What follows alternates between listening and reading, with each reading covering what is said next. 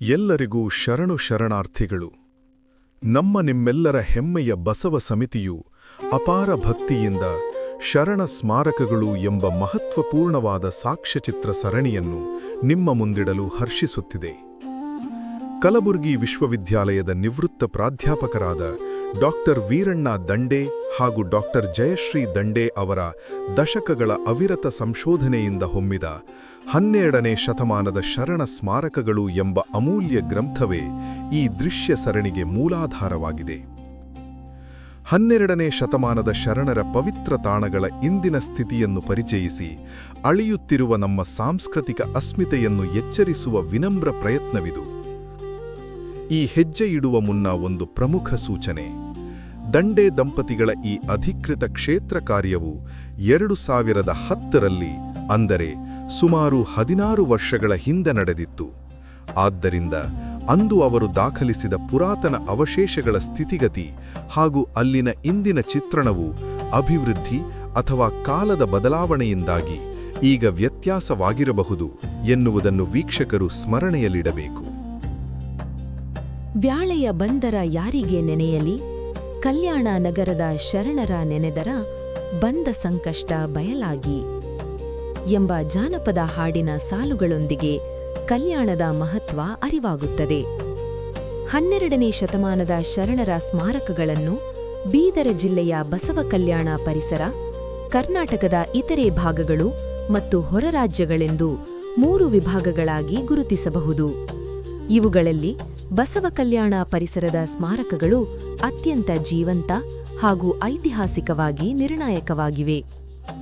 ಗುರು ಬಸವಣ್ಣನವರ ಪ್ರಭಾವದಿಂದಾಗಿ ವಿವಿಧೆಡೆಯಿಂದ ಬಂದ ಶರಣರು ಬಸವ ಕಲ್ಯಾಣದ ಸುತ್ತಮುತ್ತಲ ಸುಮಾರು 40 ಕಿಲೋಮೀಟರ್ ವ್ಯಾಪ್ತಿಯಲ್ಲಿ ನೆಲೆಸಿದ್ದರಿಂದ ಈ ಭಾಗವು 80ಕ್ಕೂ ಹೆಚ್ಚು ಅಪರೂಪದ ಸ್ಮಾರಕಗಳನ್ನು ಹೊಂದಿದೆ. ಈ ಐತಿಹಾಸಿಕ ನೆಲೆಗಳನ್ನು ಮುಖ್ಯವಾಗಿ 4 ವಿಭಾಗಗಳಾಗಿ ಗುರುತಿಸಬಹುದು. ಮೊದಲನೆಯದಾಗಿ ಬಸವ ಕಲ್ಯಾಣ ಪಟ್ಟಣದ ಒಳಗಿನ ಸ್ಮಾರಕಗಳು. ಎರಡನೆಯದಾಗಿ ನಗರದ 4 ದಿಕ್ಕುಗಳ 5 ಕಿಲೋಮೀಟರ್ ವ್ಯಾಪ್ತಿಯಲ್ಲಿರುವ ತ್ರಿಪುರಾಂತಕೆರೆ, ಶಿವಪುರ ಮತ್ತು ಬೆಟ್ಟಬಲಕುಂಡದಂತಹ ಪರಿಸರಗಳು.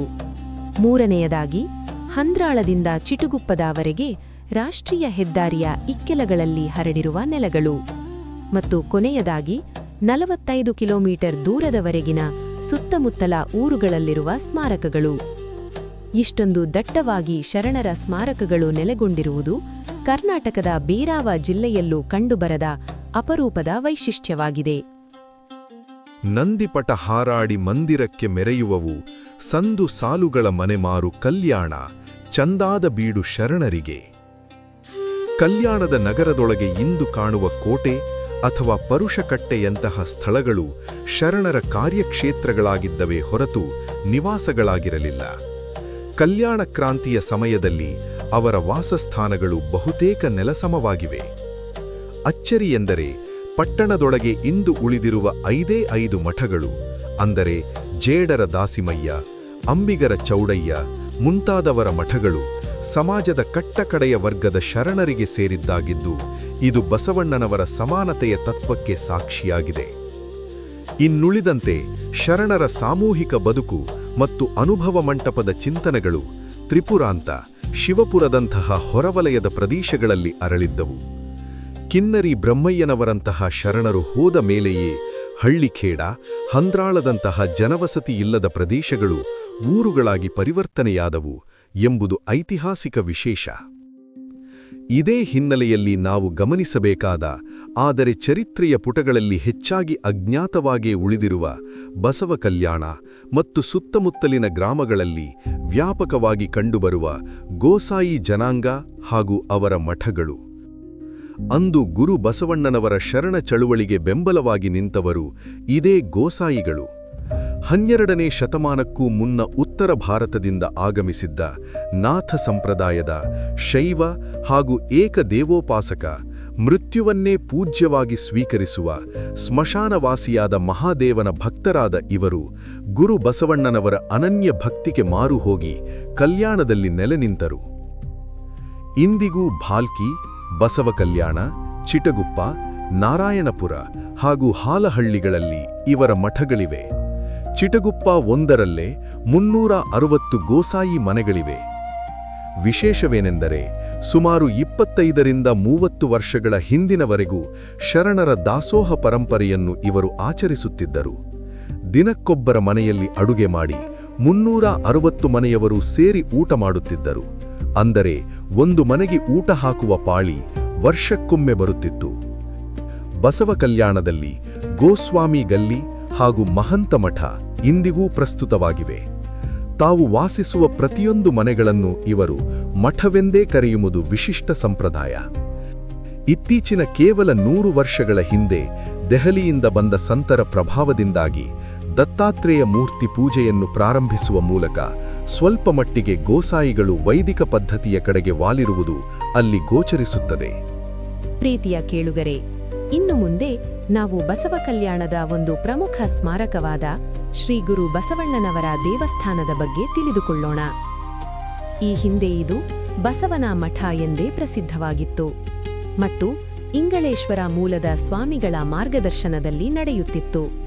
ವಿಶೇಷವೆಂದರೆ ಇಂಗಳೇಶ್ವರವು ಬಸವಣ್ಣನವರ ತಾಯಿ ಮೆಸಿಯವರ ತವರೂರು ಎಂಬುದು ಇಲ್ಲಿ ಗಮನಾರ್ಹ. ಕಲ್ಯಾಣದಯ್ಯ ಬಂದ ಕಾಲಿಗಿ ನೀರ ಕೊಡು, ನೀಲ ಗದ್ದಿಗಿ ಹೊರಗಿಡು ಹಡದವ್ವ, ಶರಣೀಮಿನ ಮನಿಗಿ ಶಿವ ಬಂದ. ಹೀಗೆ ಪ್ರತಿದಿನ ಗುರು ಬಸವಣ್ಣನವರು ಕೋಟೆಯಿಂದ ಹೊರಬಂದು ನೇರವಾಗಿ ಈ ಮಠಕ್ಕೆ ಭೇಟಿ ನೀಡುತ್ತಿದ್ದರು ಎಂಬುದು ನಂಬಿಕೆ. ಕಾಲಕ್ರಮೇಣ ಅರ್ಥಾತ್ 1948ರ ಪೊಲೀಸ್ ಕಾರ್ಯಾಚರಣೆಯ ತರುವಾಯ ಕಲ್ಯಾಣದಲ್ಲಿ ಕರಗಿದ್ದ ಶರಣ ಕಳೆ ಮತ್ತೊಮ್ಮೆ ಮೊಳಕೆಯೊಡೆಯಲು ಪ್ರಮುಖರಾದವರು ಸೊಲ್ಲಾಪುರ ಮೂಲದ ಮಾನ್ಯ ಶ್ರೀ ಬಾಬಾ ಸಾಹೇಬ್ ವಾರದೆಯವರು.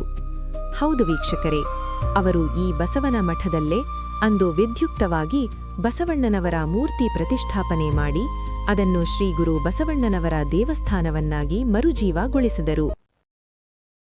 ಕರುಣ ಬಂದರ ಕಾಯೋ, ಮರಣ ಬಂದರ ವಯ್ಯೋ, ಕರುಣಿ ಕಲ್ಯಾಣ ಬಸವಣ್ಣ, ಕಡೆತನಕ ಕಾಯೋ ಅಭಿಮಾನ ಎನ್ನುವ ಜನಪದ ಸ್ಮರಣೆಯೊಂದಿಗೆ ನಾವಿನ್ನು ಪರುಷ ಕಟ್ಟೆಯ ಕಡೆಗೆ ಹೆಜ್ಜೆ ಹಾಕೋಣ.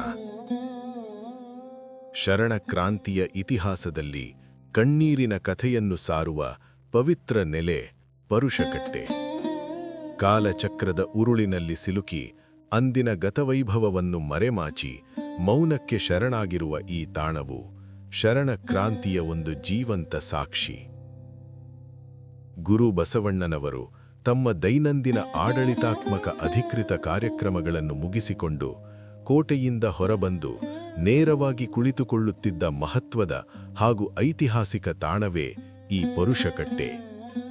ಸಾರ್ವಜನಿಕರೊಡನೆ ಸಂಪರ್ಕವನ್ನು ಸಾಧಿಸಲು ಹಾಗೂ ಜನಸಾಮಾನ್ಯರ ಕುಂದುಕೊರತೆಗಳನ್ನು ಪ್ರೀತಿಯಿಂದ ಆಲಿಸುವ ಸದುದ್ದೇಶದಿಂದ ಗುರು ಬಸವಣ್ಣನವರು ದಿನನಿತ್ಯ ಈ ತಾಣವನ್ನು ಆಯ್ದುಕೊಂಡಿದ್ದರು. ಇಂದು ನಾವು ಕಾಣುತ್ತಿರುವ ಪರುಷಕಟ್ಟೆಯ ಜಗಲಿಯ ಕೆಳಭಾಗದಲ್ಲಿ ಅಂದು ಬಸವಣ್ಣನವರು ವಿರಾಜಮಾನರಾಗುತ್ತಿದ್ದ ಮೂಲ ಗದ್ದುಗೆ ಇಂದಿಗೂ ಸುಭದ್ರವಾಗಿದೆ ಎಂಬ ನಂಬಿಕೆಯಿದೆ. ಚರಿತ್ರೆಯ ದಾಖಲೆಗಳ ಪ್ರಕಾರ ಈ ಗದ್ದುಗೆಯ ಒಂದು ಪಕ್ಕದಲ್ಲಿ ಐತಿಹಾಸಿಕ ಪರುಷ ಬಟ್ಟಲು ಹಾಗೂ ಮತ್ತೊಂದು ಮಗ್ಗುಲಿನಲ್ಲಿ ಸುವಾಸನೆ ಬೀರುವ ಕರಿಮಲ್ಲಿಗೆಯ ಗಿಡವಿತ್ತಂತೆ.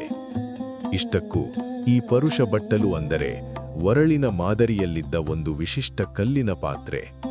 ಈ ರಹಸ್ಯದ ಹಿಂದೆ ಒಂದು ರೋಚಕ ಕಥೆಯಿದೆ. ಒಮ್ಮೆ ಬಿಜ್ಜಳ ಮಹಾರಾಜರ ಆಸ್ಥಾನದ ರಹಸ್ಯ ಓಲೆಯನ್ನು ಬಿಡಿಸಿದ ಬಸವಣ್ಣನವರು ಭೂಮಿಯಲ್ಲಡಗಿದ್ದ ಅಪಾರ ನಿಧಿಯನ್ನು ಅರುಹಿದರು. ರಾಜನು ಸಂತಸಗೊಂಡು ಉಡುಗೊರೆ ಕೇಳಿದಾಗ ಬಸವಣ್ಣನವರು ನಿಧಿಯನ್ನು ನಿರಾಕರಿಸಿ ನಿಧಿಯಗೆಯುವಾಗ ಸಿಕ್ಕಿದ್ದ ಕಲ್ಲಿನ ವರಳನ್ನು ಮಾತ್ರ ಪಡೆದರು. ಅದೇ ಕಲ್ಲಿನ ಪಾತ್ರೆ ಮುಂದೆ ಕಲ್ಯಾಣದ ಇತಿಹಾಸದಲ್ಲಿ ಪರುಷ ಬಟ್ಟಲು ಎಂದು ಅಜರಾಮರವಾಯಿತು. ಬಸವಣ್ಣನವರು ಇದೇ ಗದ್ದುಗೆಯ ಮೇಲೆ ಕುಳಿತು ಬಡವರ ಕಲ್ಯಾಣಕ್ಕಾಗಿ ಈ ಬಟ್ಟಲಿನಿಂದಲೇ ಧನ ದಾಸೋಹ ಮಾಡುತ್ತಿದ್ದರು. ಅವರು ಎಷ್ಟೇ ನಿರಂತರವಾಗಿ ದಾನ ಮಾಡಿದರೂ ಆ ಬಟ್ಟಲಿನೊಳಗಿನ ಹಣ ಕಿಂಚಿತ್ತೂ ಸವೆಯುತ್ತಿರಲಿಲ್ಲ ಎಂಬ ನಂಬಿಕೆಯಿದೆ.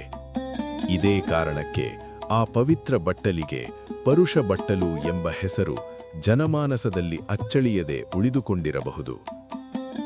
ಆದರೆ ಕಾಲಕ್ರಮೇಣ ಮಂಟಪ ಭಗ್ನಗೊಂಡು ಶಿಲ್ಪಕಲಾಕೃತಿಗಳ ಮುರಿದ ಕಂಬಗಳು ಎಲ್ಲೆಂದರಲ್ಲಿ ಅನಾಥವಾಗಿ ಬಿದ್ದು ಒದ್ದಾಡುತ್ತಿರುವ ದೃಶ್ಯ ಗುಂಡಿಗೆ ಒಡೆಯುವಂತಿದೆ. ಕಾಲಚಕ್ರ ಉರುಳಿದಂತೆ ಪರುಷಕಟ್ಟೆಯ ಸುತ್ತಮುತ್ತಲಿನ ಚಿತ್ರಣವೇ ಬದಲಾಯಿತು. ಇಂದು ಈ ಪ್ರದೇಶದಲ್ಲಿ ಮುಸ್ಲಿಂ, ಡೋರಾ ಮತ್ತು ಕಟುಗ ಸಮುದಾಯದ ಸುಮಾರು 175 ಮನೆಗಳಿವೆ. ಸೋಜಿಗವೆಂದರೆ ಈ ಪವಿತ್ರ ಕಟ್ಟೆಯ ಸನಿಹದಲ್ಲೇ ಮಸೀದಿಯೊಂದು ನಿರ್ಮಾಣವಾಯಿತು. ಅತ್ಯಂತ ನೋವಿನ ಸಂಗತಿಯೆಂದರೆ ದಶಕಗಳ ಕಾಲ ಇದೇ ಪರುಷಕಟ್ಟೆಯ ಮೇಲೆ ಮಾಂಸ ಮಾರಾಟ ನಡೆಯುತ್ತಿತ್ತು. ಇಲ್ಲಿ ಮಾಂಸ ಮಾರಿದರೆ ಅದರ ಪ್ರಮಾಣ ದ್ವಿಗುಣಗೊಳ್ಳುತ್ತದೆ ಎಂಬ ಮೂಢನಂಬಿಕೆಯೂ ಅಲ್ಲಿ ಮನೆಮಾಡಿತ್ತು ಎಂದು ಹಿರಿಯರು ಇಂದಿಗೂ ಗದ್ಗದಿತರಾಗಿ ಸ್ಮರಿಸುತ್ತಾರೆ. ಸಾತ್ವಿಕರ ಬೀಡಾಗಿದ್ದ ಕಲ್ಯಾಣವು ಹೀಗೆ ಕಟುಗರ ಊರಾಗಿ ಬದಲಾಗಲು ಒಂದು ಹಿನ್ನೆಲೆಯಿದೆ. ಅಂದು ಶರಣರ ರಕ್ತಸಿಕ್ತ ಕಗ್ಗೋಲೆಯನ್ನು ಕಂಡು ನೊಂದಿದ್ದ ಬಸವಣ್ಣನವರು ಈ ಊರು ಕಟುಗರ ಕೇರಿಯಾಗಲಿ ಎಂದು ನುಡಿದ ಶಾಪದಂತಿದ್ದ ಆ ಮಾತೆ ಈ ಬದಲಾವಣೆಗೆ ಕಾರಣವೆಂದು ಜನ ಇಂದಿಗೂ ಮೆಲುಕು ಹಾಕುತ್ತಾರೆ. ಹಲವಾರು ದಶಕಗಳ ಈ ಪರಿಸ್ಥಿತಿಯು 1948ರ ಮಹತ್ವದ ಪೊಲೀಸ್ ಕಾರ್ಯಾಚರಣೆಯ ನಂತರ ಪಲ್ಲಟಗೊಂಡಿತು. ತದನಂತರ ನ್ಯಾಯಾಲಯದಲ್ಲಿ ಸತತವಾದ ದಾವೆಗಳು ನಡೆದು ಕೊನೆಗೂ ಮುಸ್ಲಿಮರು ಈ ಪರುಷಕಟ್ಟೆಯನ್ನು ಬಿಟ್ಟುಕೊಡಬೇಕಾಯಿತು. ಈ ಕಾನೂನು ಹೋರಾಟದ ಮಹಾನ್ ರೂವಾರಿಗಳು ಎಂದರೆ ಸನ್ಮಾನ್ಯ ಶ್ರೀ ಬಾಬಾ ಸಾಹೇಬ್ ವಾರದವರು. ಬಸವ ಕಲ್ಯಾಣದ ಅಭಿವೃದ್ಧಿ ಹಾಗೂ ಶರಣರ ಸ್ಮಾರಕಗಳ ಸಂರಕ್ಷಣೆಗಾಗಿ ಅವರು ಜೀವಮಾನವಿಡೀ ಶ್ರಮಿಸಿದರು. ಅವರ ಹೋರಾಟದ ಫಲವಾಗಿ ಪರುಷಕಟ್ಟೆಯನ್ನು ಅದ್ಭುತವಾಗಿ ಪುನರ್ನಿರ್ಮಿಸಲಾಯಿತು. ಮತ್ತೊಂದು ಕುತೂಹಲಕಾರಿ ಸಂಗತಿಯೆಂದರೆ ಪರುಷಕಟ್ಟೆಯ ಬಳಿ ಅಪರೂಪದ ಶರಣೆಯ ವಿಗ್ರಹವೊಂದು ದೊರೆತಿತ್ತು. ಎಳಗೈಯಲ್ಲಿ ಲಿಂಗ ಹಿಡಿದು ಧ್ಯಾನಮಗ್ನ ಯೋಗಮುದ್ರೆಯಲ್ಲಿರುವ ಈ ವಿಶಿಷ್ಟ ಶಿಲ್ಪವು ಶರಣ ಪರಂಪರೆಯ ಹೆಮ್ಮೆಯ ಪ್ರತೀಕ. ಈ ಅಮೂಲ್ಯ ವಿಗ್ರಹವನ್ನು ಸದ್ಯ ನವದೆಹಲಿಯ ರಾಷ್ಟ್ರೀಯ ವಸ್ತು ಸಂಗ್ರಹಾಲಯದಲ್ಲಿ ಇರಿಸಲಾಗಿದೆ. ಬಸವ ಕಲ್ಯಾಣದ ಪ್ರಪ್ರಥಮ ಕನ್ನಡ ಶಾಲೆಯಾದ ಶ್ರೀ ಪರುಷಕಟ್ಟ ಕನ್ನಡ ಪ್ರಾಥಮಿಕ ಶಾಲೆಯು 1952ರಲ್ಲಿ ಶ್ರೀ ಬಾಬಾ ಸಾಹೇಬ್ ವಾರದವರ ನೇತೃತ್ವದಲ್ಲಿ ಇದೇ ಆವರಣದಲ್ಲಿ ಆರಂಭಗೊಂಡು ಇದೀಗ ಅನಿವಾರ್ಯ ಕಾರಣಗಳಿಂದ ಈ ಐತಿಹಾಸಿಕ ಕನ್ನಡ ಶಾಲೆಯನ್ನು ಬೇರೆಡೆಗೆ ಸ್ಥಳಾಂತರ ಮಾಡಲಾಗಿದೆ. 1948ರಲ್ಲಿ ಮುಸ್ಲಿಂ ಬಾಂಧವರಿಂದ ಮರಳಿ ಪಡೆದ ಪವಿತ್ರ ಪರುಷಕಟ್ಟೆ ಇಂದು ಕೋಮು ಸೌಹಾರ್ದತೆಗೆ ಸಾಕ್ಷಿಯಾಗಿದೆ. ಇಲ್ಲಿನ ಮುಸ್ಲಿಮರು ಅಭಿವೃದ್ಧಿಗಾಗಿ ಸ್ವಯಂ ಪ್ರೇರಿತರಾಗಿ ಜಾಗ ಬಿಟ್ಟುಕೊಡುವ ಮೂಲಕ ಭ್ರಾತೃತ್ವ ಮೆರೆದಿದ್ದಾರೆ. ಬಸವ ಕಲ್ಯಾಣದ ಪುನರುತ್ಥಾನಕ್ಕಾಗಿ ಸರ್ಕಾರವು ಬೃಹತ್ ಯೋಜನೆ ಜಾರಿಗೊಳಿಸುತ್ತಿರುವುದು ಸಂತಸದ ವಿಷಯ. ಈ ಯೋಜನೆಯು ಶೀಘ್ರವಾಗಿ ಮತ್ತು ಯಶಸ್ವಿಯಾಗಿ ಕಾರ್ಯಗತವಾಗಲಿ ಎಂದು ಆಶಿಸೋಣ. ಬಸವ ಸಾರಿದನಂದು ಕುಶಲದಲ್ಲಿ ವಚನಗಳ ಮುಸುಕಿರುಳು ಹರಿದು ನಸುಕಾತು ಜಗದೊಳಗೆ ಹೊಸ ಮತದ ಸೂರ್ಯನುದಿಸಿದನು ಎಂಬ ಈ ಜನಪದ ಸಾಲುಗಳ ಪ್ರತಿರೂಪವೇ ನಾವೀಗ ಸಾಗುತ್ತಿರುವ ಈ ಅದ್ಭುತ ಸ್ಮಾರಕ ಪೀರಪಾಷಾ ಬಂಗಲ. ಸಂಶಯಕ್ಕೆ ಎಡೆಯೇ ಇಲ್ಲದಂತೆ ಪೀರಪಾಷಾ ಬಂಗಲ ಸಂಪೂರ್ಣವಾಗಿ ಶರಣ ಪರಂಪರೆಗೆ ಸೇರಿರುವ ನಮ್ಮ ಘನ ಇತಿಹಾಸದ ಪುರಾತನ ಸ್ಮಾರಕವಾಗಿದೆ. ಗುರು ಬಸವಣ್ಣನವರ ಗುಡಿಯ ಹಿಂಭಾಗದಲ್ಲೇ ಅಡಗಿರುವ ಈ ನಿರ್ಮಾಣವು ತನ್ನ ವಿಶಿಷ್ಟ ವಾಸ್ತುಶಿಲ್ಪ ಹಾಗೂ ಪ್ರಾಚೀನತೆಯಿಂದ ಗಮನವನ್ನು ಸೆಳೆಯುತ್ತದೆ. ಸುಮಾರು 4-5 ಎಕರೆಗಳಷ್ಟು ವಿಸ್ತಾರವಾಗಿ ಹಬ್ಬಿರುವ ಈ ಪವಿತ್ರ ಆವರಣದ ಬೃಹತ್ ಕಲ್ಲಿನ ಗೋಡೆಗಳು ಅಂದಿನ ಕಾಲದ ಗತವೈಭವ ಹಾಗೂ ಭದ್ರತೆಗೆ ಸಾಕ್ಷಿಯಾಗಿ ನಿಂತಿವೆ.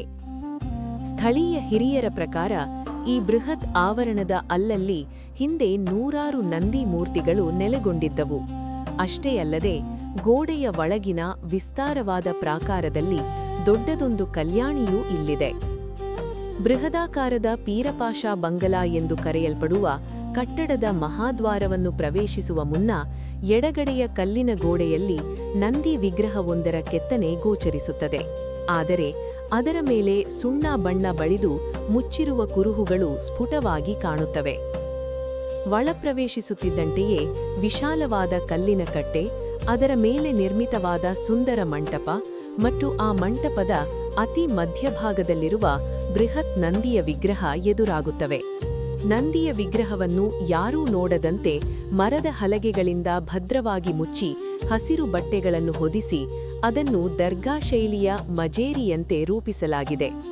ಆದರೆ ಮರದ ಹಲಗೆಗಳ ಸಂದುಗಳ ಮೂಲಕ ಸೂಕ್ಷ್ಮವಾಗಿ ಗಮನಿಸಿದಾಗ ಇದರ ಅಡಿಪಾಯದಲ್ಲಿರುವ ಪ್ರಾಚೀನ ಕಲ್ಲುಗಳ ಮೇಲೆ 1ರಿಂದ 10ರವರೆಗಿನ ಹಳಗನ್ನಳದ ಅಂಕಿಗಳನ್ನು ಅತ್ಯಂತ ನಾಜೂಕಾಗಿ ಕೆತ್ತಿರುವುದು ಸ್ಪಷ್ಟವಾಗಿ ಗೋಚರಿಸುತ್ತದೆ.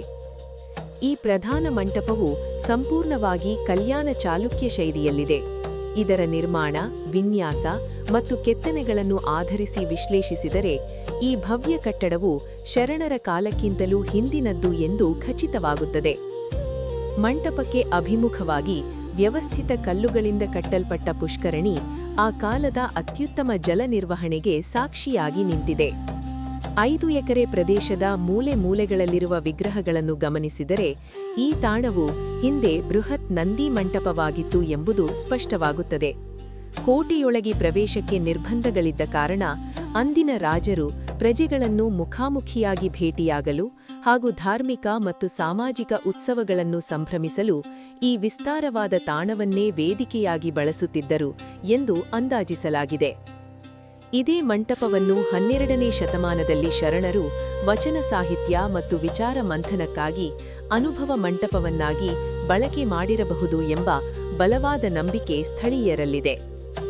ಈ ವಿಶಾಲವಾದ ಪ್ರಾಚೀನ ನಂದಿ ಮಂಟಪದ ಕಟ್ಟೆಯ ಮೇಲೆಯೇ ಕೃತಕವಾದ ಕೆಲವು ಗೋರಿಗಳನ್ನು ಸೃಷ್ಟಿಸಿರುವ ದೃಶ್ಯಗಳು ಕಂಡುಬರುತ್ತವೆ. ಮಹಾಸಭೆ ನಡೆಯುವಾಗ ಮಳೆ ಬಿಸಿಲಿನಿಂದ ರಕ್ಷಣೆ ಪಡೆಯುವ ಸಲುವಾಗಿ ಬೃಹತ್ ಗುಡಾರ ಅಂದರೆ ಡೇರೆ ಹಾಕಲು ಬಳಸುತ್ತಿದ್ದ ಕಲ್ಲಿನ ಮತ್ತು ಕಬ್ಬಿಣದ ದಪ್ಪನೆಯ ಕೊಕ್ಕೆಗಳು ಇಂದಿಗೂ ಇಲ್ಲಿ ಭದ್ರವಾಗಿವೆ. ವಿಶೇಷವೆಂದರೆ ಇಷ್ಟೊಂದು ವಿಸ್ತಾರವಾದ ಪ್ರಾಚೀನ ವಾಸ್ತು ಸಂಕೀರ್ಣದೊಳಗೆ ಕೇವಲ ಒಂದು ಮುಸ್ಲಿಂ ಕುಟುಂಬ ಮಾತ್ರ ವಾಸವಾಗಿರುವುದು ದಾಖಲಾಗಿದೆ. ಈ ಮಂಟಪವನ್ನು ಅಪ್ಪಿಕೊಂಡಂತಿರುವ ಕಟ್ಟೆಯ ಕೆಳಭಾಗದಲ್ಲಿ ವಿಶಾಲವಾದ ಕಲ್ಲಿನ ಶಾಸನವೊಂದು ಒರಗಿ ನಿಂತಿದೆ.